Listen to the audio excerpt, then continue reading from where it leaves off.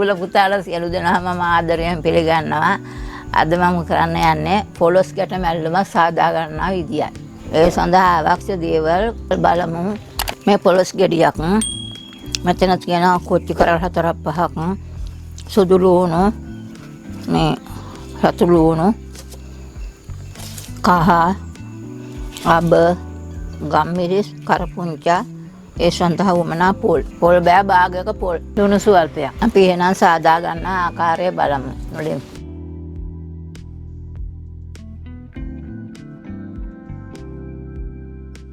උයන්න ගන්නවට වැඩිය පොඩ්ඩක් පැහිච්ච කොස් පොලොස් ගැටයක් ඕනේ මැල්ලුමට ගන්න. මේ විදිය පොලොස් ගැටයක්.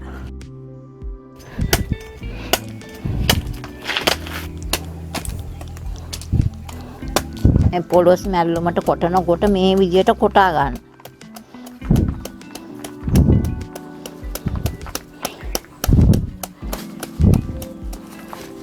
මෙහෙම කරන්න.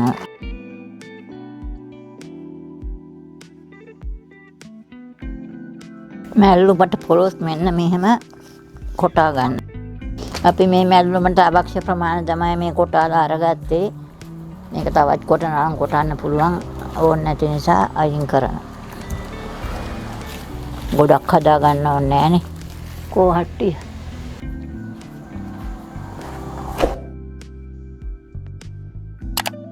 පොස් මැල්ලුමට රස පදමට ලුණු. කොස් මැල්ලුම තැම්බීම සඳහා වතුර පතුලට ලුණු දැම්ම. දැන් මේ වතුර දැම්මාම දිය වෙනවා ලුණු. මේ භාජනෙන් දෙකක් දාගන්න. දැන් කොස් මැල්ලුම ලිපේ තියා ගන්න හදන්න.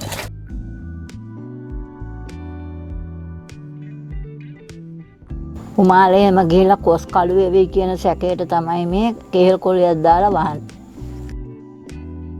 කොස් මැල්ලුමට පොල් ඇඹරීම සඳහා අපි ඉස්සර වෙලා අබ ස්වල්පයක් දැම්මා. ඊළඟට කහ ස්වල්පයක් දැම්මා. ඊළඟට ගම්මිරිස් ස්වල්පයක්.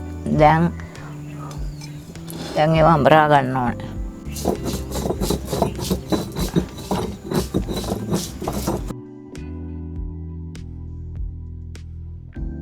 සුදු ලුණු එකතු කරා.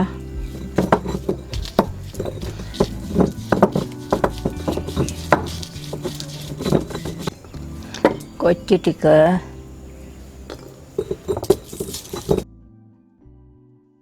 රතු ලුණු ටික එකතු කරා. කරපුංචා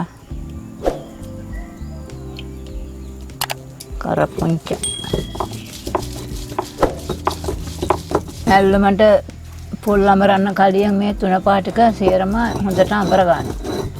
පොල් ටිකත් අඹර ගන්නවා ඒ තුන පහ එක්කම.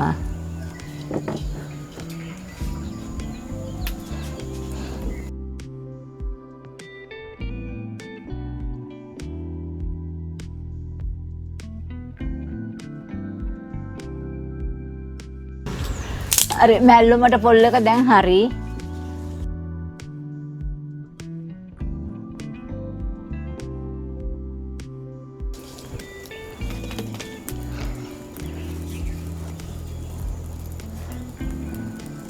දැන් කොස් එක තැම්බිලාද කියලා බලමු.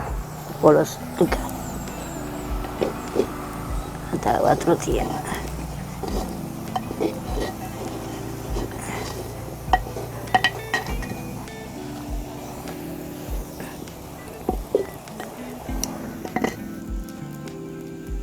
විනාඩි 15කට විතර පස්සේ පොලොස් තැම්බිලා ඉවරයි. පොල් එකතු කරගන්න.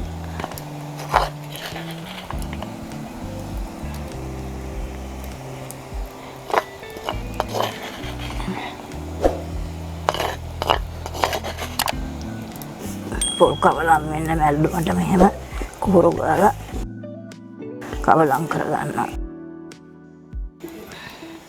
ටිකක් වහලා තියන්න. පොලොස් මැල්ලුම දැන් විනාඩියක් විතර පොල් දාලා ලිපේ තිබ්බ. දැන් බා ගන්න.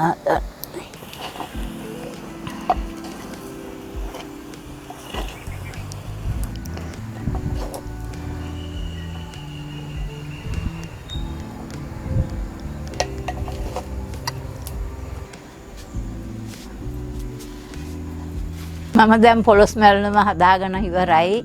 මේ වගේ පොළොස් මැල්ලුමක් ඕගොල්ලොත් පොළොස් ගැටයක් සොයාලා හදාගන්න.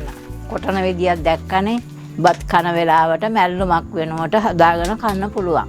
මේ වගේ තවත් රසබර වීඩියෝ එකකින් පසුව දූල පුතාලා හමු වෙමු. දූල පුතාලට බුදු සරණයි දෙවි පිහිටයි.